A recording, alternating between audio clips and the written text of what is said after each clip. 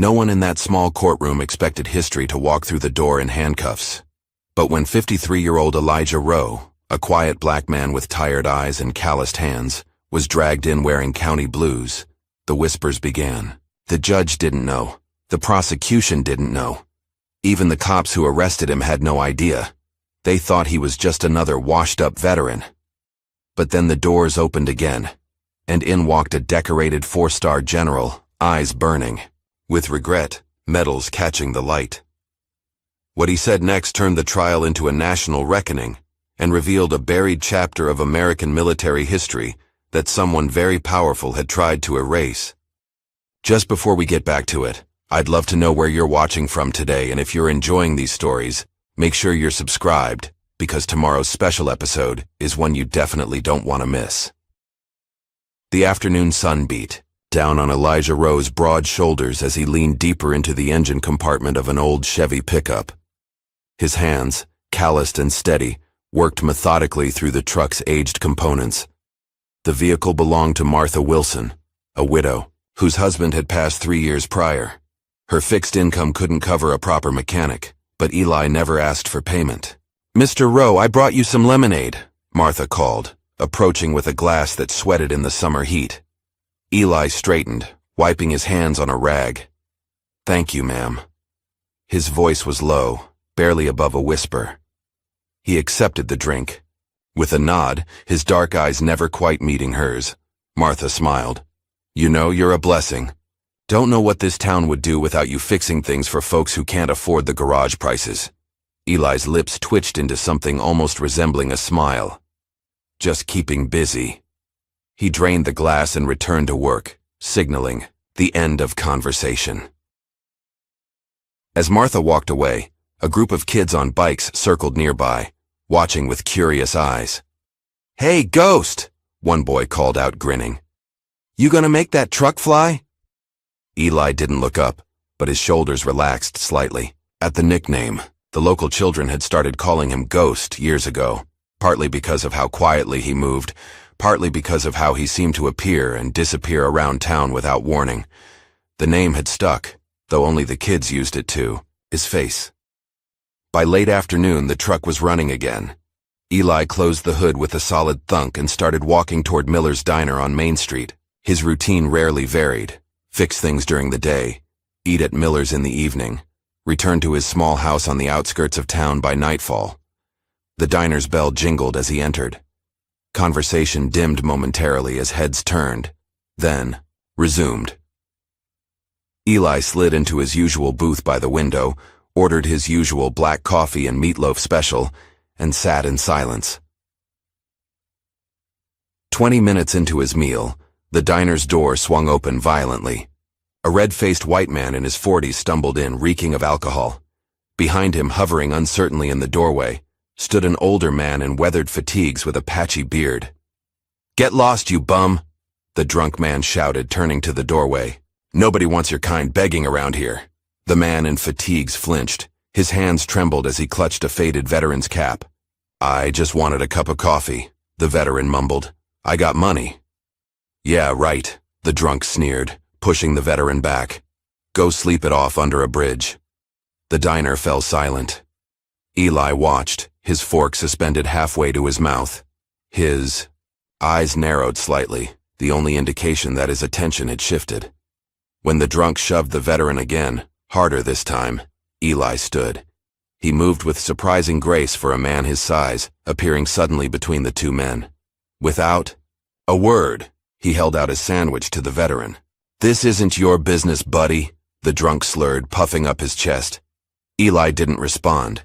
He simply stood there, sandwich extended, body positioned as a human shield between the drunk and the veteran. "Thanks, brother," the veteran whispered, accepting the food with shaking hands. "I'm talking to you." The drunk jabbed a finger into Eli's chest. Eli looked down at the finger, then back up, his expression unchanged. "You should go home," he said quietly. "Sleep it off." The drunk's face contorted with rage. "Don't tell me what to do, you—" The diner's door opened again, and Officer Trevor Banks stepped in. Young, with a permanent scowl and something to prove, Banks had developed a reputation for being overzealous, particularly with the town's black residents. "What's going on here?" Banks demanded, hand resting on his belt. "This guy's causing trouble," the drunk said immediately, pointing at Eli. "Threatening me." "He's lying," said Susan, the diner's waitress. "That drunk was harassing a homeless vet, and Mr. Rowe was just helping." Banks barely glanced at Susan, his attention fixed on Eli. "ID," he demanded, palm out. Eli stood motionless, eyes steady on Banks. "You don't want to do this," he said softly. Banks stiffened. "Excuse me? Is that a threat?" "No," Eli replied. "Just a fact. ID. Now." Banks's hand shifted to his holster. Several diners had pulled out phones recording. An older man near the counter stood up. "Officer, there's no problem here. Eli was just—" "Sir, step back," Banks barked, never taking his eyes off Eli. "Last time. ID or you're under arrest." Eli slowly reached for his wallet, every movement deliberate, telegraphed. Banks watched him like he was defusing a bomb. "On second thought," Banks said, "I need you to get on the ground, hands where I can see them." A murmur rippled through the diner. Eli hesitated, looking around at the growing crowd. Children pressed their faces against the window from outside. For a moment, indecision flickered across his face, the first real emotion he'd shown. "Now!" Banks shouted, drawing his weapon. Eli dropped to his knees, then lay flat on his stomach. As Banks roughly applied handcuffs, a man at the counter, a veteran with a Vietnam War cap, stared at Eli with dawning recognition. "Wait a minute," the veteran muttered. "I know this man." But Banks was already reciting Miranda rights, marching Eli out to his patrol car. At the station, the booking process was mechanical. Fingerprinting, mugshot, charge sheet, resisting arrest, disturbing the peace. Eli said nothing throughout. His silence seemed to unnerve the deputies. As his prints were processed, a computer screen flashed red. An urgent alert from a Department of Defense database popped up, requesting immediate verification and demanding the subject be held for federal questioning. Sheriff Dean Patterson glanced at the screen and snorted. "Another tech glitch. System's been acting up all week." He clicked dismiss and continued processing Eli into a holding cell. Across town, Detective James J.D. Dupree, one of 2 black detectives in the department, was finishing paperwork when the arrest report crossed his desk. Something about the name caught his attention. "Elijah Rowe," he murmured, typing the name into his database. What came back made his eyebrows rise. A heavily redacted file, most entries blacked out, and a DOD seal restricting access. J.D. leaned back, stroking his goatee. Well, who are you, Mr. Rowe?" He made a few calls to old contacts, speaking, in low tones. With each call, his expression grew more troubled. In Atlanta, late that night, Maya Rowe's phone buzzed with a text from an unknown number. "They arrested the ghost." Maya froze. The wine glass in her hand slipped, shattering on her apartment floor. At 32, Maya was a rising star journalist known for uncompromising exposés. She hadn't spoken to her father in years, not since she'd left home for college, rejecting his silence and the growing distance between them. "Dad," she whispered to her empty apartment, "what have you done?" Back at the county jail, Eli sat perfectly still on his bunk. Other inmates gave him a wide berth, instinctively sensing something dangerous in his stillness. He didn't sleep, didn't eat the food pushed through the slot. When night fell, he simply stared upward, eyes tracking patterns only he could see. The sheriff's office, District Attorney Lila Tran reviewed the initial police report with growing concern. The body cam footage showed a calm man saying, "You don't want to do this." Hardly the aggressive threat Banks had reported. "Something's off here," she muttered, tapping her pen against the desk. Despite pressure from the sheriff to process this as a simple case of resisting arrest, she quietly marked the file for further review. What none of them knew was that Eli's fingerprints had triggered more than just a DOD alert. Across the country, urgent meetings were being called, and a storm was building that would soon break over their small town. General Douglas Whitmore stood at the front of a Pentagon briefing room, deep in discussion about troop reallocations in Eastern Europe. At 67, with 4 stars on his shoulders and silver at his temples, Whitmore commanded respect without raising his voice. 35 years of service had taught him that real power lay in measured words and strategic silence. Mid-sentence, his aide approached with a secure tablet. "Urgent alert, sir. Priority Alpha." The room fell silent as Whitmore's eyes scanned the screen. His weathered face, usually a mask of military composure, visibly paled. "Clear the room," he ordered. "Everyone out except Colonel Freeman." When the doors closed, Freeman spoke first. "Sir?" "They've arrested Elijah Rowe," Whitmore said, still staring at the screen. "Christ," Freeman whispered, dropping into a chair. "Where?" "Some backwater county jail, local charge." "But his prints pinged our system." Freeman shook his head. "How long before Klein finds out?" "Minutes, if he doesn't know already." Whitmore rubbed his temples. "Get me everything on this arrest, and I mean everything." Across the Pentagon in a secured communications room, an emergency conference call had already begun. Military intelligence officials and DoD legal counsel argued in increasingly heated tones. "We need immediate extraction," insisted a Navy captain, "before this blows up." "And tip our hand," countered a civilian analyst. "We don't even know if it's actually him." "The fingerprints matched at 99.8%, said a third voice. "It's him." "Then God help us all," someone muttered, "because Black Echo is about to become very, very public." An Army colonel slammed his hand on the table. "We should have neutralized this situation years ago. Rowe knows too much." "Neutralized?" asked a younger officer. "You mean killed a decorated Marine?" "I mean contained a potential threat to national security," the colonel replied coldly. Meanwhile, Detective J.D. Dupree had spent hours trying to piece together Eli's background. Every database search led to more redactions, more security clearances he didn't possess. Finally, he called an old Army buddy now working at Veterans Affairs. "Frank, I need a favor," J.D. said when his friend answered. "Name's Elijah Rowe, arrested in my jurisdiction. Can't find anything on him that isn't classified 6 ways to Sunday." A long pause followed. "J.D., you need to walk away from this one." "You know him?" Another pause. "Not personally, but I've heard stories." "What kind of stories?" "The kind that don't get told," Frank replied. "Listen to me carefully. If he's who I think he is, then that arrest is the worst mistake they ever made." "Why?" "Because some ghosts are better left alone." Frank's voice dropped. "Call me when this goes sideways. Not if. When." The line went dead. In Atlanta, Maya Rose stared at a box of old photographs, a tumbler of bourbon in hand. Pictures of her childhood laid out on her coffee table, memories of a father who was present but never fully there. One photo showed teenage Maya at her high school graduation.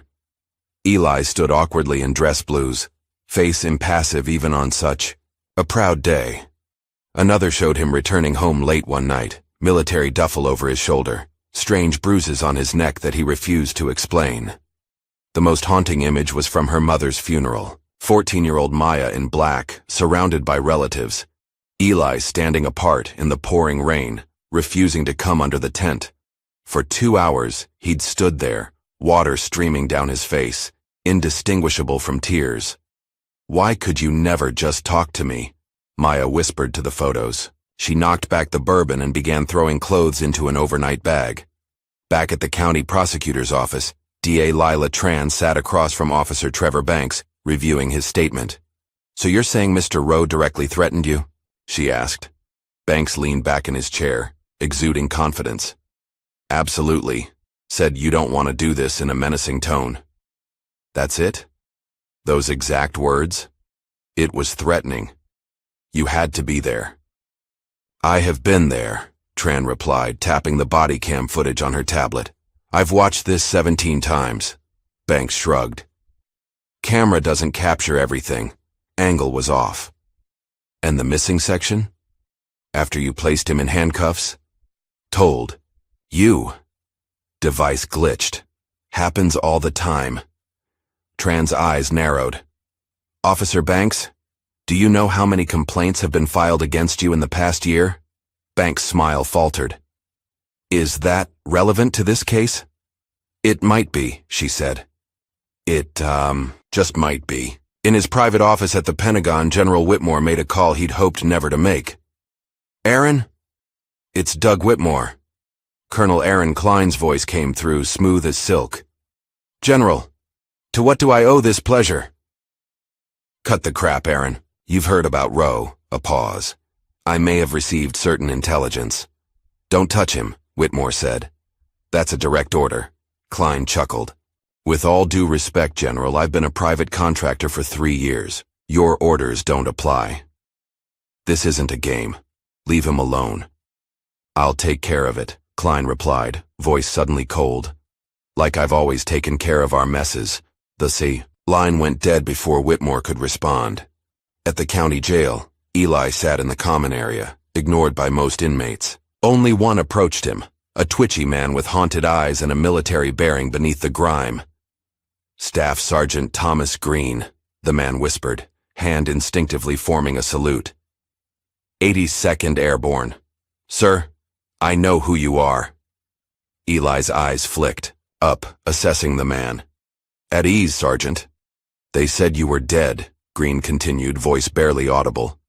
That mission in Whiskey Sierra, Eli interrupted, using old code. Ears everywhere. Green nodded rapidly, understanding. What should I do? Watch the eastern wall, Eli murmured. When the thunder comes, keep your head down. Green's eyes widened, recognizing operational language. He nodded once, then retreated. Maya arrived in town late that night, checking into the only motel. First thing in the morning, she marched into the sheriff's office, press credentials displayed prominently. I'm here to interview Sheriff Patterson regarding the arrest of Elijah Rowe, she announced to the startled deputy at the front desk. The sheriff isn't taking interviews about ongoing cases, the deputy replied. Then I'll write that he refused comment on allegations of civil rights violations, Maya countered, already typing on her phone. Should make a compelling headline. The deputy's radio crackled. Sheriff says no press, came a voice. Maya smiled tightly. Tell Sheriff Patterson that Maya Rowe from the Atlanta Standard will be publishing her story with or without his input. The year. Deputy frowned. Rowe? Any relation to the prisoner? He's my father, Maya said calmly. And if you don't let me see him in the next hour, I'm calling every civil rights attorney in my contacts list. As the deputy scrambled to respond, Maya stepped outside and made a call. Ben? It's Maya. I need that favor. Yes, Pentagon-level clearance. I know it's risky, but it's my father. Detective J.D. Dupree had spent all night reviewing what little he could find on Eli Rowe. At 5 a.m., he walked into D.A. Tran's office looking exhausted. We have a problem, he said without preamble. Tran looked up from her own pile of paperwork. I'm listening. The man we're holding isn't just some veteran. I think he might be the ghost sniper. The what? It's a legend in military circles. A sniper so elite his missions were completely off books. Perfect accuracy, perfect discipline. Some say he had hundreds of kills, but officially, he doesn't exist. Tran leaned back. And you think Elijah Rowe is this ghost? Everything fits. The redacted files, the DOD alerts, my contacts' reactions. J.D. placed his hands on her desk. Lila, if this is the ghost sniper I think it is, then you're sitting on a time bomb, and we all better start running or start digging. You believe he's dangerous? I believe people will do dangerous things to keep him quiet. J.D. glanced at the window. And they're already here. Outside the sheriff's office, a black SUV with government plates had parked across the street. 2 men in suits sat inside, watching the building. That night, as the jail settled into darkness, the security cameras flickered briefly. Had anyone been watching the monitors, they would have seen a millisecond of static before the system resumed normal operation.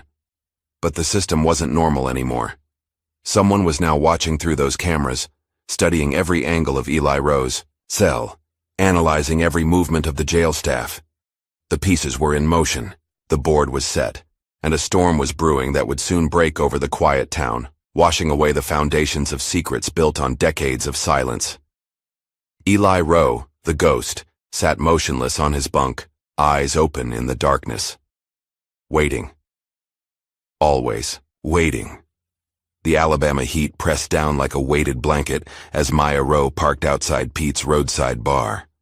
A neon beer sign flickered in the window, struggling against the midday sun. This was her third stop on a journey that had taken her across 3 states in 2 days. Inside, the bar was nearly empty. A few scattered patrons nursed drinks in dark corners, while ceiling fans pushed around stale air. Maya spotted her target, immediately. A heavyset man with a Marine Corps tattoo visible beneath his rolled-up sleeve. "Mark Willis?" she asked, sliding onto the bar stool beside him. The man looked up, suspicious. "Who's asking?" "Maya Rowe." She watched his reaction carefully. Elijah Rowe's daughter. Willis's beer bottle froze halfway to his lips. "Eli has a daughter? Disappointed?" "Surprised," Willis corrected. "Your father never mentioned family, not once in 4 years." "That sounds like him," Maya replied bitterly. "I need to know about Operation Black Echo." Willis's face drained of color. He glanced around the bar, then leaned in. "Lady, I don't know what you're talking about." "Yes, you do." Maya pulled out her phone, showing him news headlines about Eli's arrest. "My father is in jail. I need to know why a routine arrest has the Pentagon scrambling." Willis drained his beer, signaling for another. "You need to let this go." "Not happening. You don't understand what you're poking at. Then explain it to me." The bartender delivered another beer. Willis waited until he walked away. "I can't tell you about operations that don't officially exist." "Off the record," Maya pressed. "Marine to Marine's daughter." Willis studied her face, Eli's eyes staring back at him. Finally, he sighed. "Your father saved my life. Sierra Leone, 2009. Operation Black Echo."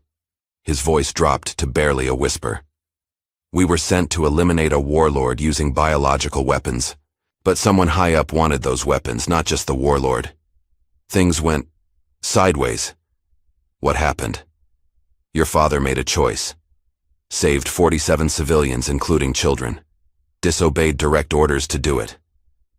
Willis's hands trembled slightly. "I've never seen anything like it. One man moving through hell like a ghost. And they punished him for it? Worse, they buried it. Buried him. Made him invisible." Willis looked up, eyes haunted. If they're coming for him now, it means someone's afraid of what he knows. Back in her motel room, Maya scribbled frantically in her notebook. 4 Marines had told similar stories, each reluctant at first, each eventually breaking under her persistent questioning.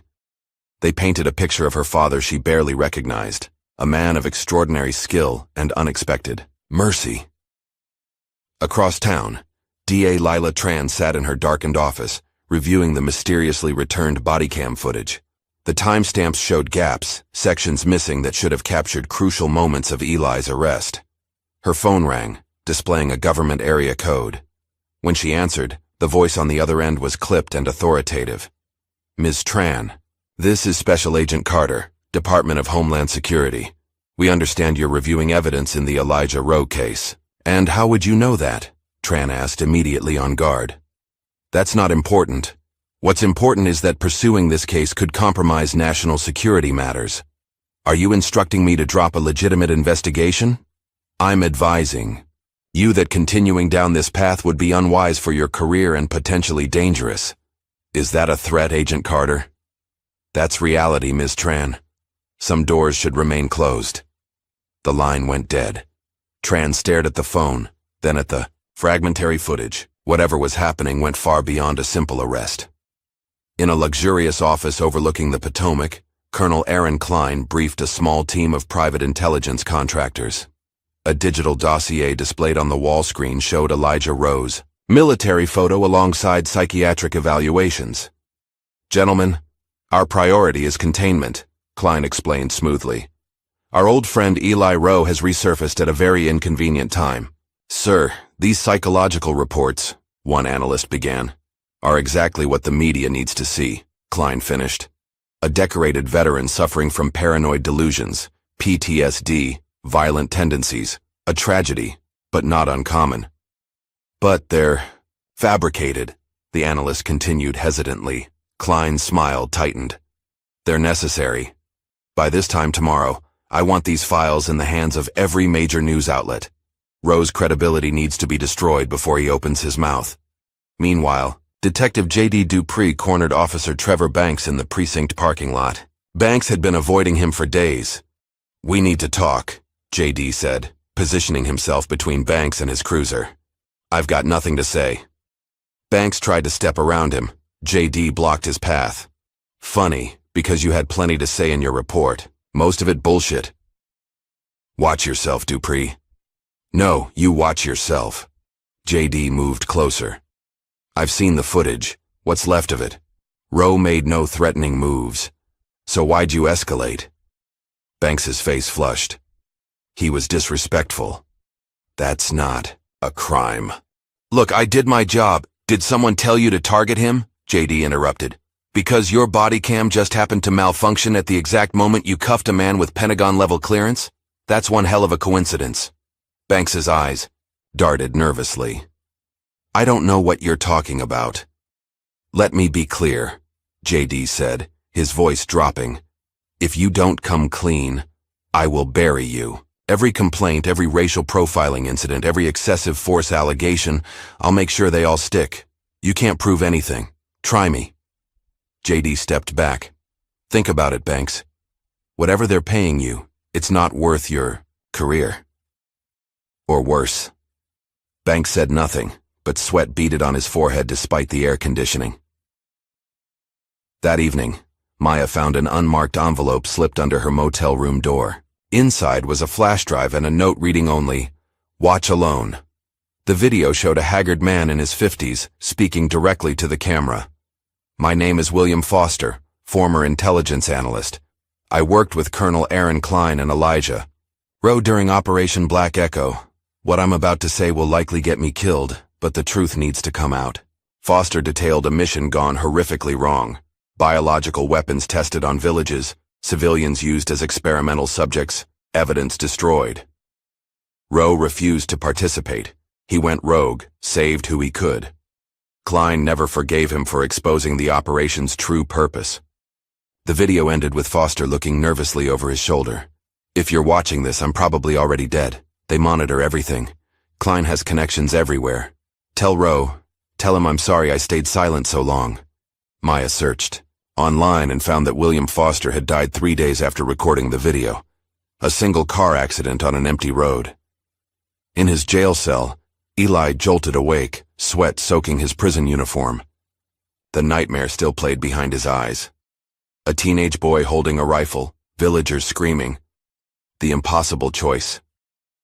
"Not again," he muttered, pressing the heels of his hands against his eyes. "Not the children." A guard passing by paused, watching him with unease.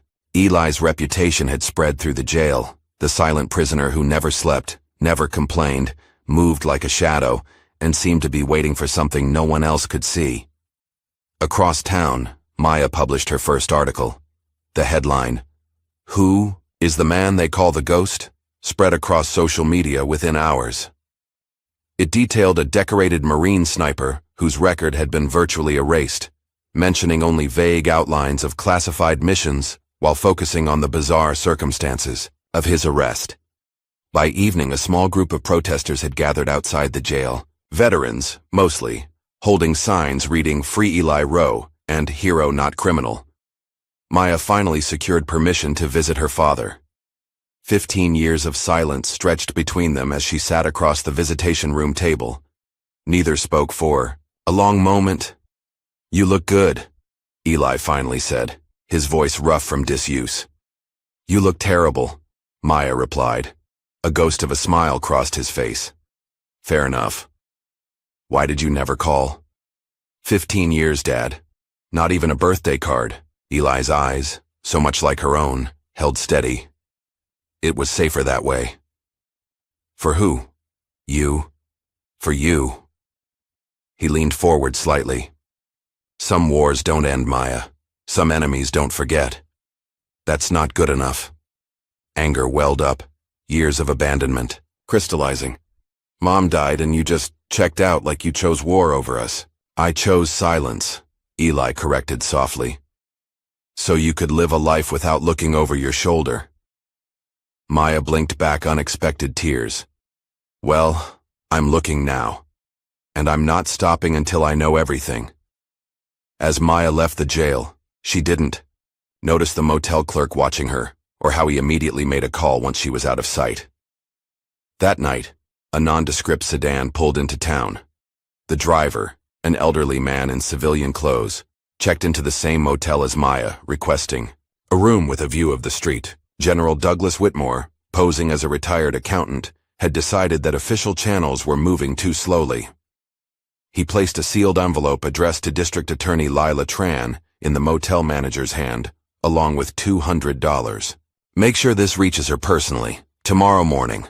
Across town in the county jail, a new face appeared claiming to be Eli's court-appointed defender. The guards waved him through without checking credentials, a fatal mistake. In the interview room, the fake attorney placed his briefcase on the table. Mr. Rowe, I'm here to discuss your case. Eli's expression didn't change. No, you're not. The man smiled thinly. Perhaps we could speak privately. He gestured toward the camera in the corner. They can't hear us, Eli said. But they can see us. Unfortunate. The man's hand moved toward his briefcase. What happened next was so fast the camera barely captured it. Eli's hand shot across the table, immobilizing the man's wrist. In the same fluid motion, he rose and used his free hand to slam the man's head against the table. The briefcase clattered to the floor, revealing a syringe that rolled out. Guards rushed in to find Eli calmly seated while the fake attorney lay unconscious. He's not a lawyer, Eli told the stunned sheriff. Check his credentials, and that syringe. Later, as they led the still-dazed would-be assassin away, Eli delivered a message. Tell your people next time, send someone I didn't train. Maya's investigation exploded onto national news. Cable networks ran constant updates on the handcuffed hero story, showing drone footage of the small-town jail surrounded by growing crowds of protesters and media trucks. Officer Trevor Banks was placed on administrative leave pending investigation. His avoidance of cameras only fueled speculation about his role in the increasingly suspicious arrest. In her office, District Attorney Lila Tran drafted an emergency motion. Her legal assistant Rachel looked over her shoulder with concern. Emergency pretrial hearing? With a full media blackout? Rachel asked. The press will go ballistic. They'll survive, Tran replied, continuing to type. This case has security implications I can't ignore. The envelope from that military guy? Tran nodded, glancing at the classified documents General Whitmore had provided. They confirmed Eli's security clearance and hinted at the volatile truth about operations in Sierra Leone and Afghanistan, just enough to convince her this case went far beyond her jurisdiction. We need enhanced security for the hearing too, Tran added. After that assassination attempt, I'm not taking chances. In a secured hotel conference room, General Whitmore met with Tran that afternoon. Hotel security, reinforced by Whitmore's personal detail, guarded every entrance. Thank you for meeting me, Whitmore said, offering Tran a seat. I appreciate your discretion. Your documents were persuasive, Tran replied. But I need more. What really happened in Sierra Leone? Whitmore's face tightened. A mission that crossed every line we're supposed to defend. He spread photographs. Across the table, villages destroyed, children with inexplicable medical symptoms, mass graves. Officially, this was a counter-terrorism operation. Unofficially, it was a field test for experimental biological weapons. And Rowe? He was supposed to eliminate the warlord and his lieutenants, then extract. Standard black ops. But when he discovered civilians being used as test subjects, he went off mission. Whitmore's voice held grudging admiration. Single-handedly evacuated 47 people while under heavy fire, then disappeared for 3 months. When he resurfaced, He had evidence that implicated several high-ranking officials and private contractors, including Colonel Klein. Whitmore nodded grimly. Klein was running the weapons program. Rowe's evidence could have ended his career, possibly sent him to prison. Instead, there was a cover-up. Rowe was given a choice: silence and an honorable discharge or charges of treason. So he chose silence. For his family's sake, yes. Whitmore leaned forward. Ms. Tran, we need to protect him until the full truth can be exposed. People are still willing to kill to keep this buried. Across town, Detective J.D. Dupree had spent days reviewing security footage from businesses near the diner where Eli was arrested. Finally, at Thompson's Hardware, he found what he needed: a clear external camera angle showing the entire confrontation.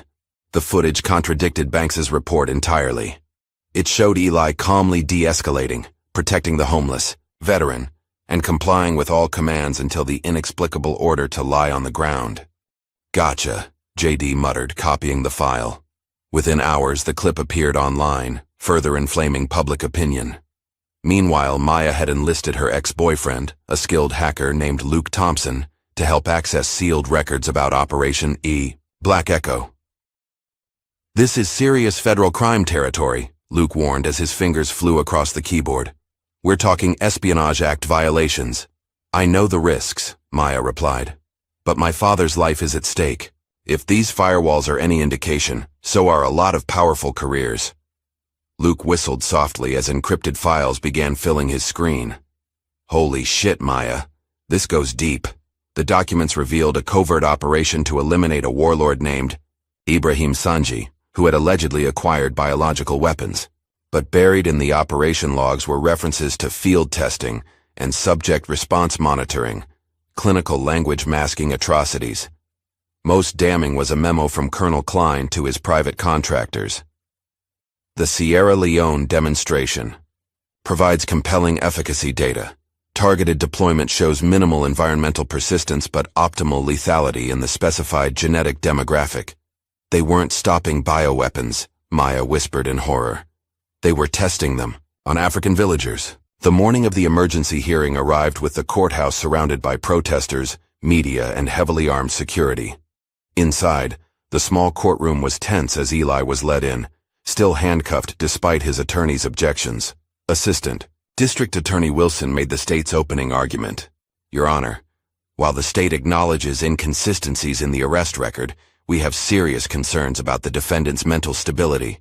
Reports indicate—" "Objection!" Eli's court-appointed attorney shouted. "These supposed reports have mysteriously appeared overnight with no verifiable sources. They're clearly fabricated." From the gallery, Maya stood up. "Your Honor, I have evidence that directly contradicts the prosecution's claims." The judge banged his gavel. "Ms. Rowe, you are not recognized by this court. These are DOD records." Maya held up a folder. "They prove my father was following orders in a classified operation when—" "Bailiff, remove her if she speaks again," the judge ordered. The courtroom doors swung open. A tall figure in full military dress uniform walked down the center aisle. 4 stars gleamed on his shoulders. The room fell silent. "Your Honor," General Whitmore said, his voice carrying effortlessly, "I request permission to address this court regarding matters of national security." The judge stared, momentarily speechless. Cameras flashed despite the court's ban on photography. "And you are?" "General Douglas Whitmore, United States Army. I have direct knowledge of Staff Sergeant Elijah Rowe's service and the classified operations relevant to this case." The judge glanced nervously at the packed gallery, then at the prosecutors huddled in urgent whispers. "This is highly irregular, General. So is holding a decorated Marine on trumped-up charges to silence him," Whitmore replied evenly. After a tense conference at the bench, the judge reluctantly allowed Whitmore to testify. The general stood before the court, his bearing commanding. Even before he spoke, "Staff Sergeant Elijah Rowe served under my command for 7 years, he began. During that time, he completed 14 deep cover operations, all highly classified. His actions directly prevented multiple terrorist plots from reaching American soil." The courtroom was utterly silent. In 2009, Sergeant Rowe was deployed to Sierra Leone on Operation Black Echo. His mission parameters were exceeded when he discovered civilians being used as test subjects for experimental weapons. Rather than follow orders to eliminate witnesses, he chose to save innocent lives at great personal risk. Whitmore turned to face Eli directly. His actions represented the highest ideals of our military, even when those above him failed to uphold those same ideals. In his office overlooking the Potomac, Colonel Klein watched the live stream with growing rage. His carefully constructed narrative was unraveling on national television. He punched a button on his desk intercom. "Get me a press conference. Now. And contact our media assets. I want General Whitmore's mental competence questioned on every network." Within the hour, Klein stood before a hastily assembled press corps. It pains me to say this about a decorated officer, but General Whitmore's cognitive decline has been a concern for some time. His statements today represent a troubling fabrication, possibly the result of memory issues, possibly something more deliberate. As reporters shouted questions, Klein continued smoothly. "I worked with Sergeant Rowe. While his service was commendable, his post-deployment psychological evaluations showed concerning patterns of paranoia and confabulation. These are common but tragic consequences of combat stress." Back in the courtroom, Whitmore's testimony had concluded. The judge, visibly conflicted, called a brief recess to consider the extraordinary circumstances. When court resumed, his decision was terse. Given the new evidence and testimony, this court has no choice but to dismiss all local charges against Mr. Rowe. He is to be released immediately. A cheer erupted from the gallery. Maya rushed forward as deputies removed Eli's handcuffs. For the first time in years, father and daughter embraced. The celebration was short-lived. Just as they turned to leave, two men in dark suits entered. Through a side door. "Elijah Rowe?" one called out. "Federal agents, we have a warrant for your arrest for unauthorized disclosure of classified information in violation of the Espionage Act." Maya screamed as the agents moved forward with new handcuffs. Whitmore slammed his fist on the defense table, face contorted with fury. "This is outrageous," he shouted. "I'm calling the Secretary of Defense." But the federal agents were already reading Eli his rights. His face revealed nothing, no surprise, no fear, as if he had expected this all along. "Dad," Maya called out as they led him away. "This isn't over. I promise." Eli looked back once, his eyes meeting hers. For the first time, Maya saw something. There beyond his usual stoicism, a flicker of pride, and something that might have been hope. As the courtroom erupted in chaos, JD grabbed Maya's arm. "They're taking him to a federal holding facility, but this is just the beginning." "Of what?" she asked, watching her father disappear through the door. "Of the real fight," JD replied grimly. "They just made their biggest mistake yet. Now everyone's watching." Outside, news helicopters circled above the courthouse, broadcasting the scene to a nation suddenly captivated by the story of a silent hero and the growing evidence of a conspiracy that reached into the highest levels of power.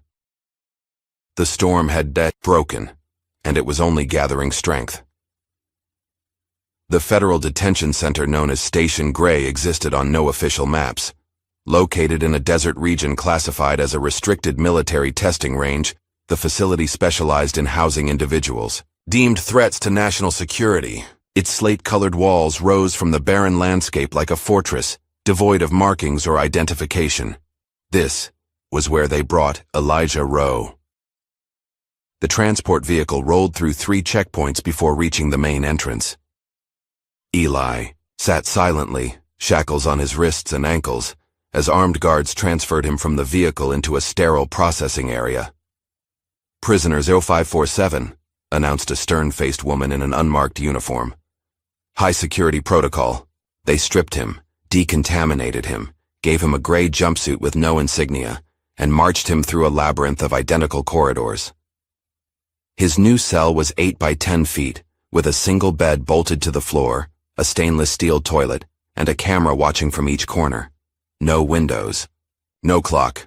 No way to mark the passage of time. In Washington, General Whitmore stormed through the Pentagon corridors, his aides struggling to keep pace. "Get me Secretary Walsh," he demanded, entering his office. "And find out who authorized that. Federal warrant." "Sir," His aide replied hesitantly. The secretary's office says he's unavailable for the foreseeable future. Unavailable? Whitmore's voice was dangerously quiet. A decorated Marine has been blackbagged to a site that officially doesn't exist, and the Secretary of Defense is unavailable? There's more, sir. This just came from the Joint Chiefs. The aide handed over a secure tablet. Whitmore's face darkened as he read. They're suggesting I take immediate retirement, for health and personal reasons? They've scheduled a press conference for tomorrow. Whitmore slammed the tablet down. Like hell they have. Just as he reached for the phone, his private line rang. The caller ID showed a Department of Homeland Security prefix. Whitmore, he answered sharply. General, came a smooth voice. This is Director Phillips from the Intelligence Oversight Committee. I'm calling to strongly advise you to discontinue your personal crusade regarding Sergeant Rowe. Is that a threat, Director? It's a reminder that you've dedicated your life to serving this country. Don't sacrifice that legacy for one man, especially one with Rowe's complicated history. Take the retirement package. Enjoy your grandchildren. The line went dead before Whitmore could respond. In Atlanta, Maya sat in her empty apartment, surrounded by empty coffee cups and scattered notes. 3 days since her father's second arrest, and she'd hit nothing but walls. Her editor had pulled her from the story due to personal involvement. Her calls to federal agencies went unreturned. Even her most reliable sources had gone silent. Her phone rang, displaying JD's number. Anything? She asked immediately. Nothing good, JD replied. Your dad's not in any federal facility I can access. It's like he vanished. That's impossible. They can't just disappear a U.S. citizen. Tell that to the people who took him. A pause. Maya, I got a visit today. 2 men in suits, no identification. They knew everything about me, my mortgage, my ex-wife's address, my son's school. They didn't make direct threats, but the message was clear. Maya closed her eyes. I'm sorry, JD. Don't be. This just tells me we're onto something big. His voice dropped. I found something else. A letter your father left with his personal effects at the county jail. Addressed to you. What does it say? I don't know. I'm looking at it right now. Sealed envelope. Want me to open it? No, Maya said quickly. I'll drive down tonight.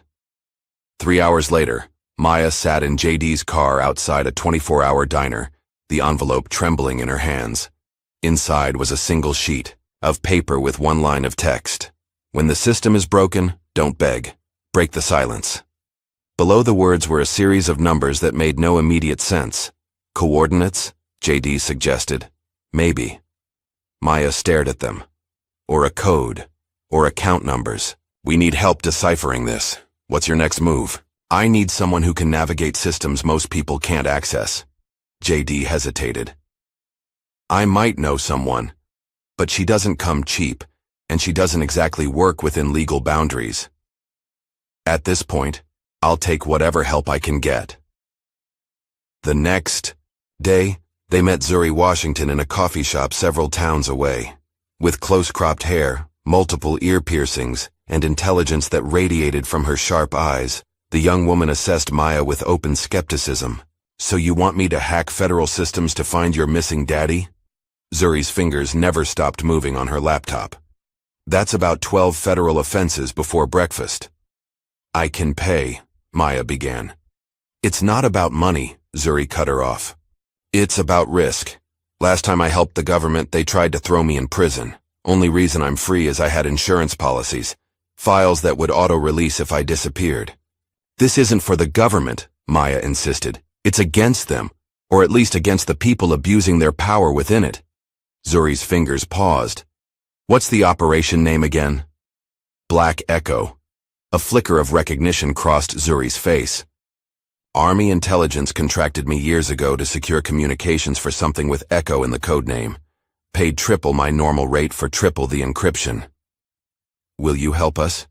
Zuri studied Maya, then JD. On one condition, full immunity documentation for any past indiscretions, signed by someone with actual authority. JD nodded slowly. I think I know who might be willing. At Station Gray, Eli sat motionless on his bed as the cell door opened. A woman entered, slim, elegant, with steel gray hair pulled into a tight bun. Her eyes were the color of winter ice. Sergeant Rowe, she said, pulling up the room's single chair. I'm Agent Ruth Mercer. I'll be conducting your evaluation. Eli said nothing. You've been through this before, Mercer continued, opening a file. Standard procedure for compromised assets. Still silence. You're actually something of a legend. In intelligence circles, she said, her tone conversational. The ghost sniper. 14 confirmed deep cover operations. Over 60 confirmed eliminations. Perfect record. Until Sierra Leone. Eli's eyes flickered, almost imperceptibly. Did you know that my brother was there? Mercer leaned forward. Jason. Mercer, field operative. He died when the extraction team you abandoned got ambushed. There was no extraction team, Eli said, his voice rough from disuse. So he speaks. Mercer smiled without warmth. Of course there was an extraction team. You were too busy playing hero to wait for them. Your brother wasn't in Sierra Leone. Mercer's smile vanished. You don't know anything about my brother. There were 6 operatives assigned to Black Echo. None named Mercer. A flash of something, uncertainty, crossed her face before she regained composure. From her briefcase, she removed a small digital recorder. Perhaps this will refresh your memory. She pressed play. Screams filled the cell. Women, children, the sound of gunfire. Remember them? Mercer asked coldly. The people you couldn't save? Eli's face remained impassive, but a muscle in his jaw tightened almost imperceptibly. Or how about this? She played another recording, a woman's voice, distressed, calling for help. Maya? Eli jerked forward, eyes suddenly wild. Mercer clicked off the recording. Don't worry, your daughter is fine. For now. That was just a simulation. But it's interesting how quickly you respond to certain stimuli, isn't it? Eli settled back, his momentary lapse of control gone, but something had changed. Behind his eyes, a storm was brewing. Meanwhile, Zuri had set up operations in a rented cabin outside cell service range. Surrounded by computer equipment, she worked, with focused intensity, while Maya and JD provided whatever support they could. Federal systems are a nightmare, Zuri muttered, fingers flying across multiple keyboards. But everybody leaves footprints, even Black Ops. After 36 hours of work, she let out a victorious whoop. Got something. Requisition orders for a transport to a facility called Station Gray. Coordinates match an environmental testing. Range in Nevada. That's it, Maya said. That's where they're holding him. Zuri pulled up satellite imagery. Bad news is, this place is Fort Knox on steroids. Triple perimeter security, signal jammers, and if I'm reading this right, a full tactical response team on site 24/7, so we can't get him out, JD said grimly. Not without an army, Zuri confirmed. Maya stared at the images. Then we need to make it so toxic they have to let him out. Back at Station Gray, Eli lay on his bed, staring at the ceiling. Days of isolation, sleep deprivation, and psychological pressure had taken their toll. In the darkness of his cell, shadows shifted and coalesced into figures from his past. He saw the faces of men he'd killed, women he'd failed to save, children caught in crossfire. And one face in particular, a young girl in Sierra Leone, no more than 14, clutching a rifle nearly as tall as herself. In his hallucination, she approached his bed, her dark eyes questioning. Why did you let me go? She asked. Why did you disobey? Eli closed his eyes, but the visions continued. You were a child, he whispered to the empty room. Just a child. In his mind, he was back in the compound in Sierra Leone. The mission: eliminate the warlord Kosa and all his lieutenants, including his teenage soldiers. But when Eli had his rifle trained on the young girl, the last surviving fighter after his assault, he couldn't pull the trigger. Instead, he'd lowered his weapon, given her water, and told her to run. That choice had changed everything. It had led him to discover the testing facility, the 6 civilians, the American scientists taking notes as people died from experimental bioweapons. In his delirium, Eli began scratching at the wall with his fingernails, leaving traces of blood. As he etched a series of coordinates, the location of a mass grave that contained evidence the cleanup teams had missed. Evidence that could still bring down the people behind Black Echo, if anyone knew where to look. In Washington, Maya had arranged to meet Colonel Klein under the pretense of an exclusive interview. With a hidden recorder running, she sat across from him in an upscale restaurant. "It's a shame about General Whitmore's declining health," Klein said smoothly. "Early-onset dementia is a terrible thing." "Is that the official story now?" Maya asked, keeping her tone professional despite her disgust. "It's the truth, Ms. Rowe. Just as it's true that your father, while heroic in many ways, suffered severe psychological trauma during his service." "Interesting. Because I've interviewed 7 members of his unit, and they all describe him as the most stable, disciplined soldier they'd ever served with." Klein's smile remained fixed. "Combat affects different people in different ways, often years later.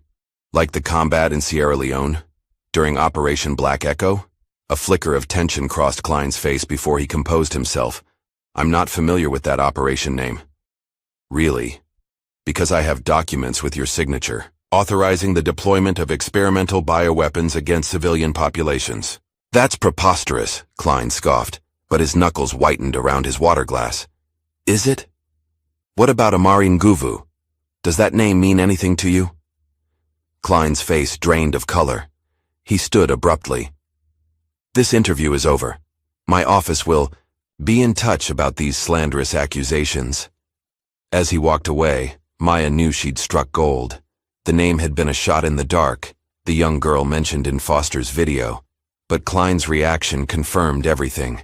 Using her journalistic connections, Maya began searching for anyone named Amari Nguvu who might have survived the Sierra Leone operation. It seemed impossible after 15 years.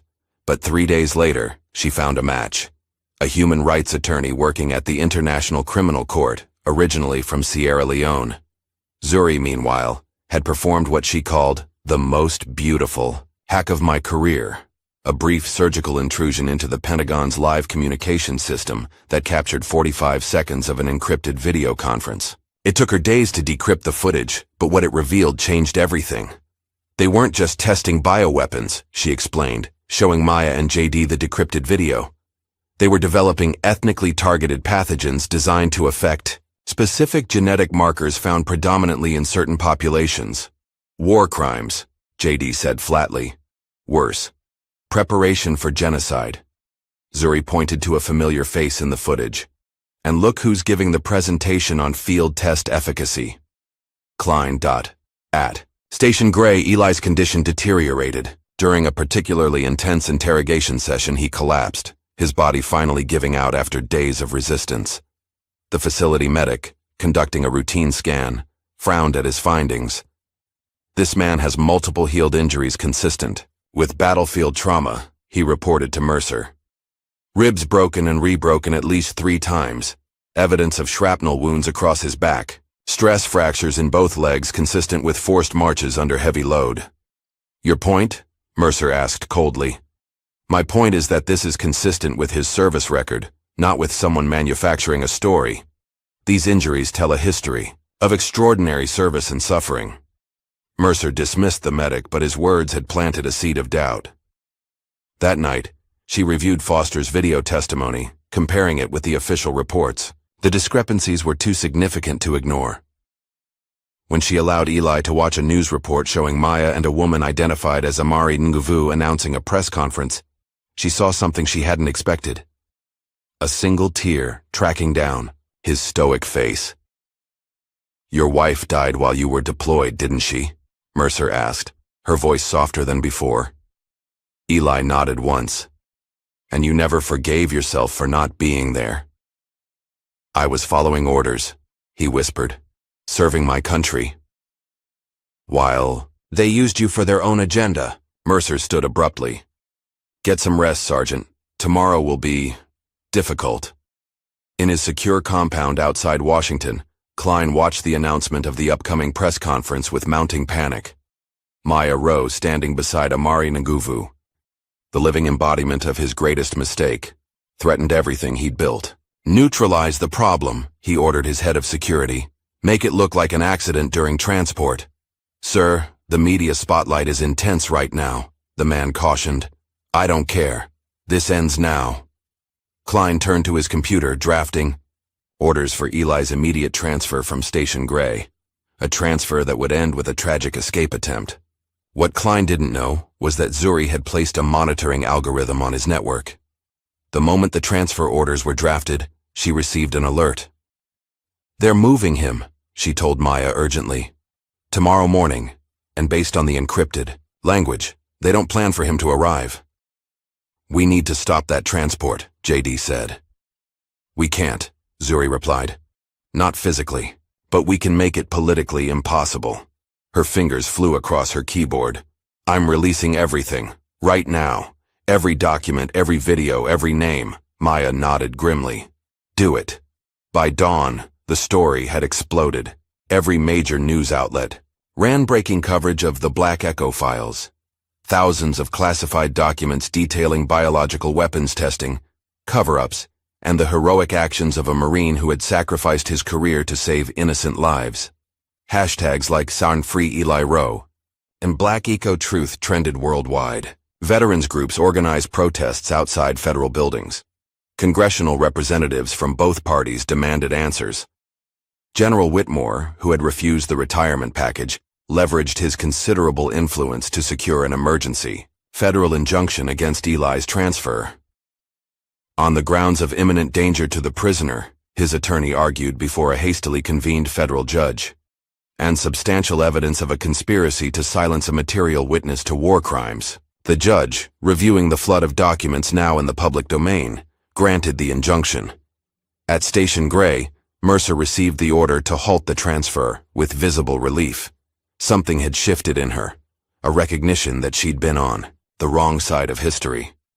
When armed federal marshals arrived with transfer papers signed by the Attorney General himself, she personally escorted Eli to the exit, whispering, "I'm sorry about your wife," as they parted. Outside the facility, a crowd had gathered. Press, protesters, and in the front, Maya, standing beside General Whitmore and a dignified African woman, Amari Nguvu. Eli emerged from the building, squinting in the sunlight, thinner, stubbled, but unbowed. The crowd erupted in cheers as he descended the steps. Reporters shouted questions, cameras flashed, but Eli remained silent until he reached Maya. Father and daughter embraced tightly, years of distance dissolving in that moment. When he finally spoke, looking up at the sky, his voice carried clearly through the sudden hush. Now you see. Across town, JD was missing the reunion. Hours earlier, he'd been grabbed outside his apartment, beaten, and taken to an abandoned warehouse. Klein's men wanted to know what evidence remained unreleased, what insurance policies Zuri had established. Despite the pain, JD revealed nothing. You're too late, he told them through bloodied lips. It's all out there now. Everyone knows. The ETIOP lead interrogator, a former special ops soldier named Brock Taylor, grew increasingly frustrated. Klein says you're holding back, something about coordinates. Where are they? JD managed a pained smile. Who says there are coordinates? Taylor nodded to his associate, who delivered another blow to JD's already bruised ribs. We know Rowe passed something to his daughter. Numbers, locations. We need them. I don't know what you're talking about, JD gasped. Then maybe we need to ask the daughter directly, Taylor suggested. She's at Station Gray now, completely exposed. Fear flashed across JD's face before he could control it. She doesn't know anything. We'll see. Taylor checked his watch. You've got 1 hour to remember those coordinates, or we move on to Maya Rowe. Meanwhile, Zuri had been monitoring JD's phone GPS. When it remained stationary for over 3 hours in an industrial area, she knew something was wrong. His signal's coming from this warehouse district, she told Maya over a secure line after the Station Gray reunion. He's missed 3 check-ins. Klein's people, Maya said immediately. Dad, They've got JD. Eli's expression hardened. How many men does Whitmore have with him? 4. Private security, former special forces. Not enough. Eli turned to Whitmore. I need your team, and I need weapons. You just got released from federal custody, Whitmore cautioned. Another incident could... They have JD, Eli interrupted, and they'll come for Maya next. Whitmore hesitated only a moment before nodding. Andrews, get the gear from the trunk, full tactical kit. Within 30 minutes, Eli had transformed from recently released prisoner to combat operator. Dressed in black tactical gear, weapons checked with mechanical precision, he briefed the small rescue team with cold efficiency. 5 heat signatures, inside the building, Zuri reported from her laptop, having hacked into the city's thermal imaging system. 4 moving, 1 stationary. That's probably JD. They'll expect a frontal assault, Eli told the team. We'll use their expectations against them. Andrews and Wilson create a diversion at the main entrance. Whitmore and I will enter through the roof access. Just like Kandahar, Whitmore said with a grim smile. Eli nodded once. Just like Kandahar. As the team prepared to move out, Maya grabbed her father's arm. I'm coming too. Absolutely not, Eli and Whitmore said simultaneously. He's in there. Because of me, Maya insisted. I won't sit here while you risk your lives. Eli looked at his daughter, really looked at her, and saw the determination that mirrored his own. You stay with Zuri in the vehicle, monitor communications. If anything goes wrong, you drive away immediately. Understood? Maya nodded reluctantly. Inside the warehouse, JD drifted in and out of consciousness. His face was swollen, ribs screaming with each breath. Taylor paced impatiently, checking his phone for updates. Klein says we're out of time, he announced. To his team. Finish him and let's move on the girl. One of the men raised a pistol to JD's head, just as the front door exploded inward. Andrews and Wilson stormed through the smoke, weapons firing, non-lethal rounds that created maximum chaos with minimal casualties. In the confusion, no one noticed 2 figures descending silently from the rafters. Eli moved like a shadow, neutralizing the rear guard with a precise strike that rendered the man unconscious. Whitmore took down another with similar efficiency. Taylor realized the attack too late. He turned to find Eli standing behind him, cold fury in his eyes. You, Taylor gasped, recognition dawning. The ghost. You threatened my daughter, Eli said softly, the quietness of his voice more terrifying than any shout. Taylor reached for his weapon, but Eli was faster, much faster. The former Marine needed only 3 moves to disarm Taylor and leave him unconscious on the concrete floor. Clear, Andrews called from the front of the warehouse. Clear, Whitmore confirmed from the rear. Eli knelt beside JD, checking his pulse. He needs a hospital. Not a public one, Whitmore said. I know a private clinic. No questions asked. As they carefully moved JD to the waiting vehicle, Maya rushed forward. He'll live, Eli assured her. But he's hurt bad. JD's eyes fluttered open. Did I miss the party? He mumbled through swollen lips. Save your strength, Maya told him, squeezing his hand. The coordinates, JD whispered urgently. Taylor kept asking about coordinates. They're important. Whatever your father scratched into that wall. Eli's expression changed. They found them. Found what? Maya asked. Evidence. I buried it before extraction. Bodies with tissue samples proving the weapons testing. Serial numbers that can be traced back to American labs. GPS logs that place Klein at the test sites. Eli looked grim. If they're still looking for it, it means they never found it. And it's still there? Whitmore asked incredulously. After 15 years? In a sealed case, 20 feet underground, Eli confirmed. The cleanup team searched for days, but the jungle reclaimed the area quickly. Only I know the exact location. This changes everything, Maya said. With physical evidence, we could... An explosion rocked the street outside. 2 black SUVs screeched to a halt in front of the warehouse, disgorging armed men in tactical gear. Klein's private army, Whitmore said grimly. Andrews, get the package out through the back. Everyone else, defensive positions. No, Eli countermanded. Everyone leaves now, I'll delay them. Dad, no, Maya protested. You have what you need, Eli told her calmly. The coordinates. The story. Get JD to safety and finish this. Before she could argue further, Whitmore pulled her toward the rear exit. He's right. This is what he does best. The last thing Maya saw as they escaped was her father melting into the shadows of the warehouse, a ghost once more, preparing to face impossible odds. 3 days later, the congressional hearing convened in an atmosphere of unprecedented tension. Security was tripled after the warehouse incident, which had made national news when Klein's private military contractors engaged in a firefight with an unknown assailant who had somehow managed to incapacitate 6 trained operatives before disappearing. Maya sat in the front row of the gallery, her heart in her throat.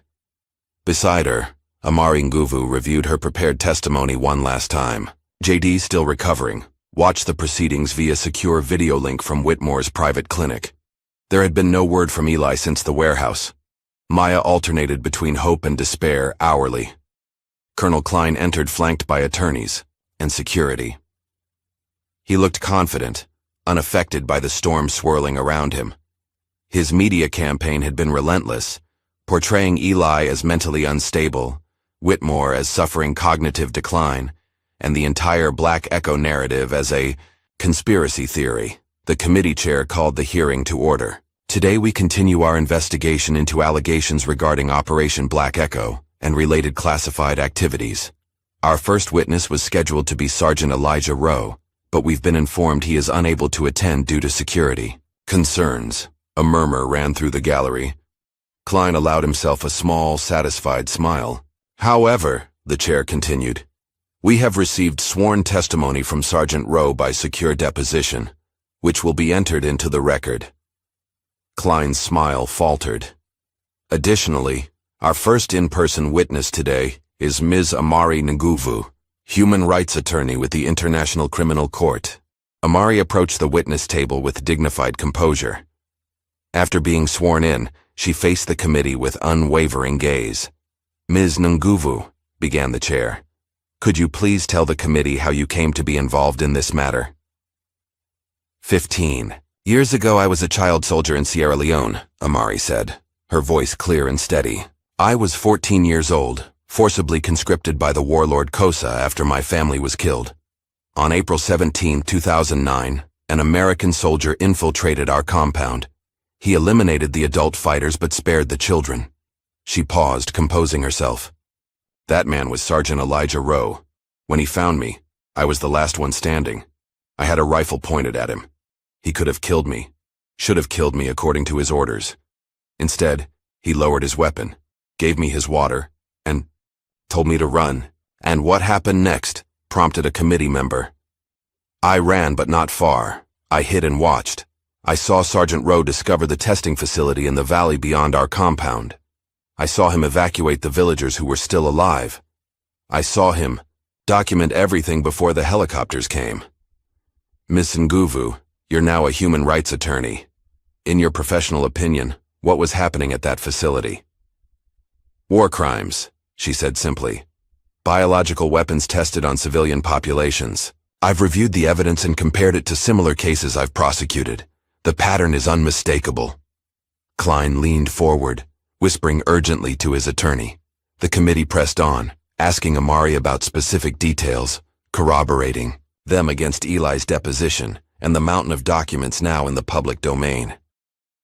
Halfway through Amari's testimony, a commotion at the rear of the chamber drew all eyes. The doors opened to admit General Whitmore, and beside him, thin, bruised, but very much alive, Elijah Rowe. A collective gasp went up from the gallery. Maya's hand flew to her mouth, tears streaming down her face. Mr. Chairman, Whitmore announced, Sergeant Rowe has arrived to testify in person. Klein rose to his feet, face contorted in disbelief and rage. This is irregular. We had no notice. Sit down, Colonel, the chair ordered.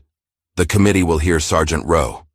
As Abimwan, Eli moved toward the witness table, his eyes met Maya's. The ghost of a smile crossed his face before he turned to face the committee, ready at last to break 15 years of silence with the full, unvarnished truth. Behind him, on screens visible to the entire chamber, images appeared. Freshly excavated, evidence from the coordinates Eli had remembered, retrieved by an international team of war crimes investigators. Physical proof that could not be denied, spun or buried again. The truth, at last, in the light of day. Across the chamber, Colonel Klein watched his carefully constructed world begin to crumble, the weight of exposed secrets finally too heavy to bear. The morning dawned crisp and clear as the gates of Station Gray opened for the last time. A convoy of vehicles rolled out, black SUVs flanking an unmarked sedan. Inside sat Elijah Rowe, finally free after weeks of detention and interrogation. The road leading from the facility had transformed overnight. What had been empty desert was now lined with people. Veterans in uniform standing at attention, protesters, with signs, media vans with satellite dishes reaching skyward. Word had spread, and America had come to witness the Ghost Walk free.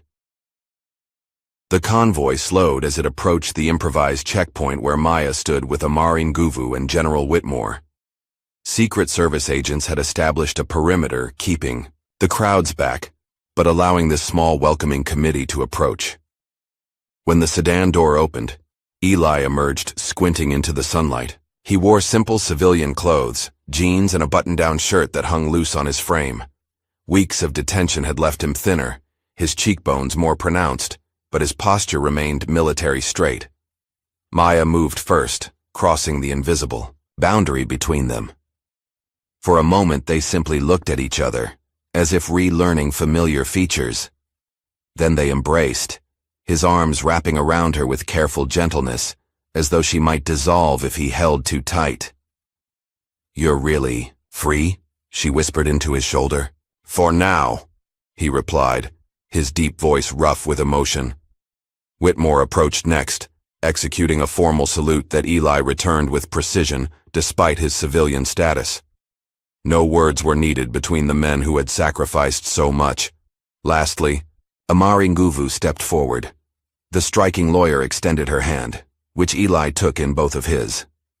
"The girl with the rifle," he said softly, recognition in his eyes.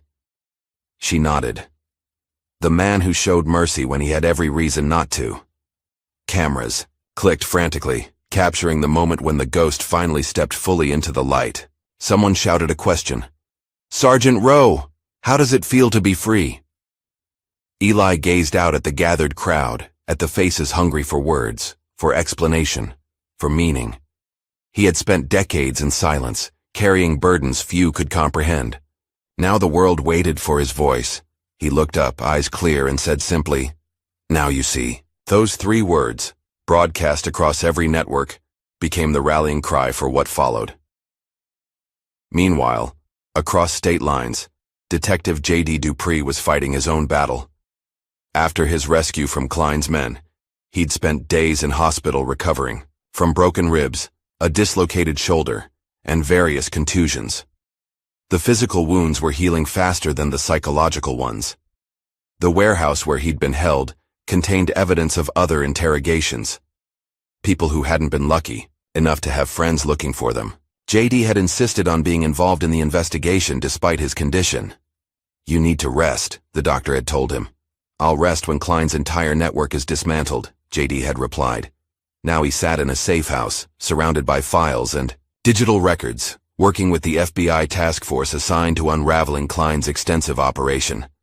The work was difficult, the hours long, but every document connected another dot, revealed another accomplice. When the door opened unexpectedly, J.D. reached instinctively for his weapon before recognizing Maya and Zuri. "You're supposed to be at the press conference," he said, lowering his gun. "We wanted to see you first," Maya replied, embracing him carefully to avoid his injuries. "Dad's being debriefed by the DOJ. I have about 2 hours." Zuri hung back, eyeing the stacks of documents. "Amateur hour," she muttered, gesturing to the FBI's organized chaos. "I could have this digitized and cross-referenced in a day." "That's exactly why we're here," Maya said. "JD, we need your help. Dad's testimony is crucial, But Klein had too many friends in too many places. We need insurance. What kind of insurance? The kind that ensures nobody else disappears. Maya's eyes were hard, determined. We're starting a foundation for wrongfully detained veterans, for exposing black ops abuse. I want you to run security. JD considered this. I've got a badge, which limits what you can do officially, Maya countered. And after what happened, do you really trust the system to protect the people who need it most? He didn't need to answer. The bruises still healing on his face spoke volumes. What about you? He asked Zuri. The hacker shrugged. I handle the digital side. Information is the real battlefield now. JD looked between them, the journalist and the hacker, both unflinching in their determination. He thought of Eli, of the system that had tried to bury him, of how close they'd all come to failing. When do we start? In Washington, the congressional hearing had reconvened. The chamber was packed beyond capacity as Eli took the stand again, this time not as a detainee but as the government's star witness against Colonel Aaron Klein. Klein sat at the defense table, designer suit replaced by prison orange. His typical smooth confidence curdled into barely contained rage. His legal team had been reduced by half. Several attorneys had withdrawn representation overnight as evidence continued to mount. Sergeant Rowe, began the committee chair, could you identify the individuals present at the Sierra Leone testing facility? Eli's testimony was methodical, precise. Each name, each date, each detail delivered with the same calm certainty with which he had once lined up shots from impossible distances. The gallery listened in horrified silence as he detailed atrocities committed in America's name, biological agents tested on unwitting villagers, data collected on suffering, death recorded and analyzed for efficacy. And Colonel Klein's role in this operation? The chair asked. He designed the protocol, selected the test sites, analyzed the results. Eli's voice remained steady. When I reported civilian casualties, he ordered them categorized as collateral. Validation metrics. Klein slammed his hand on the table. That's a lie, he shouted, rising halfway before his attorney pulled him back down. The chair called for order. Colonel Klein will have his opportunity to respond. When Klein's turn came, his defense strategy quickly unraveled. Confronted with document after document bearing his signature, with testimony from multiple witnesses, including former private contractors who turned state's evidence, his denials rang increasingly hollow. These operations were authorized at the highest levels, Klein insisted, desperation creeping into his voice. I was following orders to protect American interests against emerging biological threats. By developing those same threats, countered a committee member, by understanding them, by ensuring American defensive preparedness, by testing them on African civilians? Klein's face contorted. They were combatants in a war zone. The youngest victim was 4 years old, the chair said quietly, sliding a photograph across the table. Was she a combatant, Colonel? The gallery gasped as Klein's mask finally slipped completely. You naive fools, he snarled. You think the world rewards mercy? Ask Rowe what mercy got him. Decades of silence, a life destroyed. The enemies we face don't play by Geneva rules, but you'd handicap America's defense with your moral squeamishness. As security officers moved to restrain the now shouting Klein, Eli remained perfectly still, his expression unchanged. He had spent years bearing the weight of terrible knowledge in silence. Now, finally, the truth was speaking for itself. Days later, Maya visited JD in the hospital again. His condition had improved, but the doctors insisted on keeping him for observation. How's your dad? JD asked as she settled into the chair beside his bed. Quiet, working through things. Maya smiled, faintly. Some habits don't change overnight. And the foundation? Taking shape. We've already had calls from 3 veterans with similar stories, different operations, same pattern of silencing. JD nodded thoughtfully. Klein's preliminary hearing is tomorrow. They're adding new charges as more evidence comes in. His whole network is unraveling. Good, Maya said firmly. Have you seen this? She handed him a printout. Military tribunal proceedings against Klein had been authorized for crimes committed under military authority, bypassing potential civilian court delays. He'll never see daylight again, JD observed. If he lives that long. Apparently he's been transferred to solitary for his own protection. Too many people inside with connections to his victims. As Maya left the hospital, her phone rang. General Whitmore calling with news. Klein's trial had revealed connections to multiple privatized military operations involving illegal weapons testing, corporate connections, political protection, money trails leading to offshore accounts. It's bigger than we thought, Whitmore told her. Much bigger. Can we prove it? With your father's testimony, yes, but it's dangerous, Maya. These people have resources, influence. We have the truth, she replied. And now, people are finally listening. In a quiet moment between testimonies and interviews, Eli and Maya sat in her apartment, sharing takeout Chinese food. The silence between them had transformed from a wall into a comfortable space where words weren't always necessary. What happens next? Maya finally asked, setting down her chopsticks. Eli considered the question. Justice, hopefully, for the people who didn't survive to see it. And for you? After all this is over? He looked out the window, to the city lights below. I don't know how to live without secrets anymore. You could try, Maya suggested gently. One day at a time, like the rest of us. Eli's lips curved in the barest suggestion of a smile. Maybe I could fix more trucks. Maya laughed, a genuine, surprised sound. Dad made a joke. Alert the media. Oh wait, I am the media. For the first time in years, Eli laughed too. A rusty sound, unpracticed but real. In that moment, father and daughter glimpsed a possible future where the past didn't define everything. Later that week, Agent Ruth Mercer approached a podium at the Department of Justice. Camera flashes illuminated her severe features as she formally announced her resignation. I have served this country for 22 years, she began, voice steady. I believed that service sometimes required moral compromise in pursuit of security. I was wrong.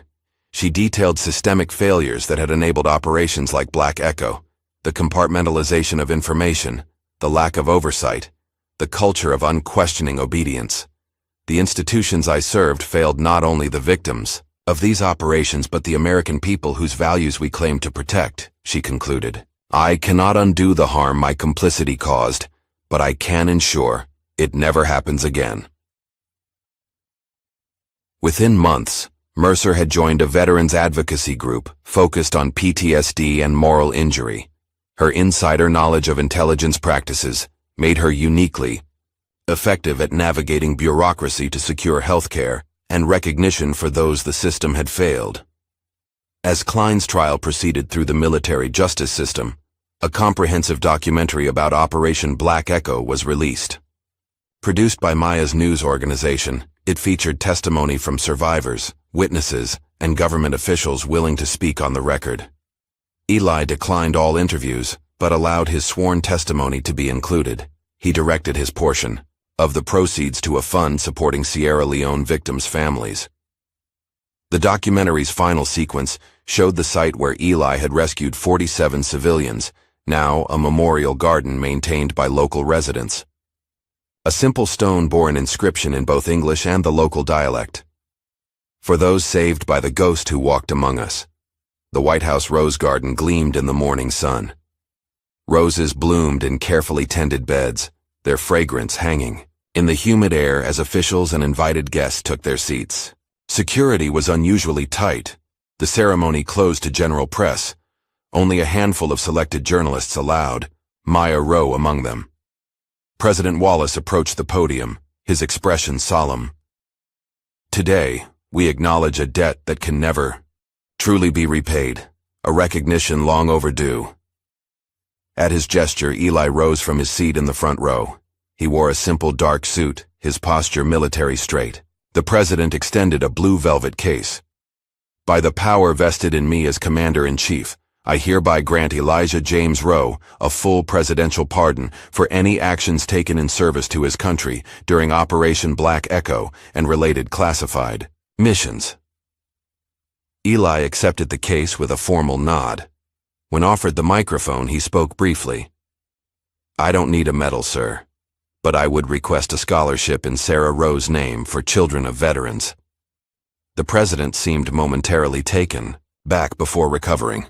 Consider it done, Sergeant. As the small crowd applauded, Maya captured the moment with her journalist's eye. Not just the ceremony, but her father's quiet dignity, his determination to redirect attention from himself to others who deserved recognition.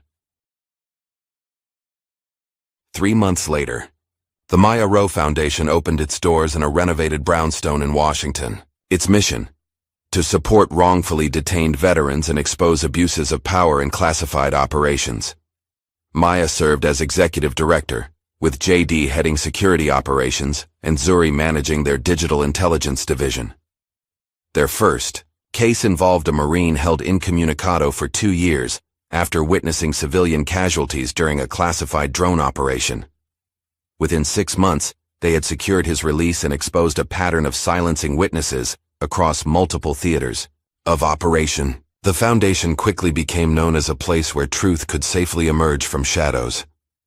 On a cool autumn morning, Klein's final judgment was delivered in a military tribunal. Found guilty on multiple counts of war crimes, unauthorized weapons, development, and treason, he received life imprisonment without possibility of parole. As the verdict was read, Klein stared straight ahead, his face a mask of contempt. He never spoke publicly again, refusing all interview requests and declining to assist investigations into his collaborators. Weeks later, in Eli's hometown, General Whitmore and Ruth Mercer stood together at a ribbon-cutting ceremony. The renovated community center had been transformed into a specialized clinic for veterans dealing with PTSD and moral injury. We call it the Ghost's Haven, Whitmore announced to the gathered crowd, a place where those carrying invisible wounds can find healing and hope. Though invited, Eli did not attend the opening ceremony, but occasionally, in the months that followed, he would visit quietly, sitting with veterans who couldn't sleep, who saw things others couldn't see, who carried burdens civilians couldn't understand. He rarely spoke during these visits. His presence was enough, living proof that even the deepest wounds could heal given time and truth. In New York, at the Pulitzer Prize ceremony, Maya stood at the podium in an elegant black dress, her father watching proudly from the audience.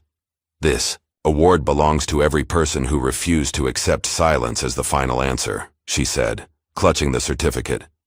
Sometimes the truth doesn't just set you free, it helps you finally come home. Her investigation into Black Echo and similar operations had exposed systematic abuses spanning decades and administrations. The resulting reforms in military oversight had become known as the Rowe Protocols, ensuring greater transparency and accountability in classified operations. Later that evening, at a small family celebration, Maya found her father standing alone on the hotel balcony, looking out over the city lights. "Penny for your thoughts?" she asked, joining him. "Just remembering," he replied softly. Sierra Leone, the moment everything changed. The memory played in his mind like footage he'd reviewed 1,000 times. Rain pouring through jungle canopy, mud sucking at his boots as he approached the compound.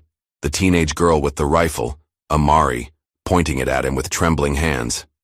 He could have taken the shot. Should have, according to his orders. Instead, he'd lowered his weapon, reached slowly for his canteen and offered it to her. "Don't look back," he'd whispered as she took the water. "Just run." That choice, that moment of humanity in the midst of hell, had set everything in motion. The discovery of the testing facility, the decision to evacuate civilians, the evidence collected, the years of silence that followed, and finally, the reckoning. "Any regrets?" Maya asked, studying his profile in the city glow. Eli considered the question seriously, as he did all things. "Only that I didn't speak sooner. Maybe your mother would have understood why I had to stay silent." Maya touched his arm gently. "She knew you loved her dad," even when you couldn't explain why you were the way you were. In the office of the Foundation, Zuri monitored intelligence feeds with her typical intense focus. Something had triggered one of her algorithms, a pattern of encrypted communications using terminology similar to Black Echo protocols. The phrase Echo Reborn appeared in multiple intercepts from former associates of Klein, now operating in private military contracting. Whatever it was, it had begun accelerating after Klein's conviction, as if his imprisonment had been a signal rather than a deterrent. Zuri hesitated before alerting Maya.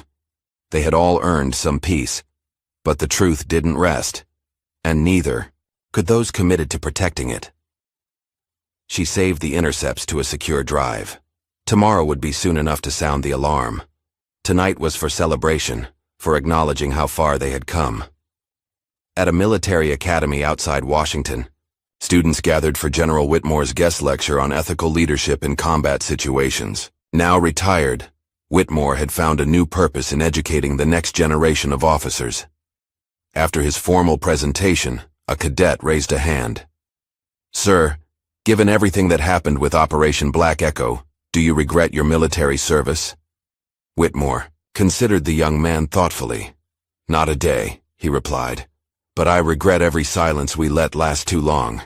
His words were recorded by several cadets and quickly spread through military forums. In the following months, multiple service members came forward with their own stories of operations that had crossed ethical lines, creating a cultural shift toward accountability within the ranks.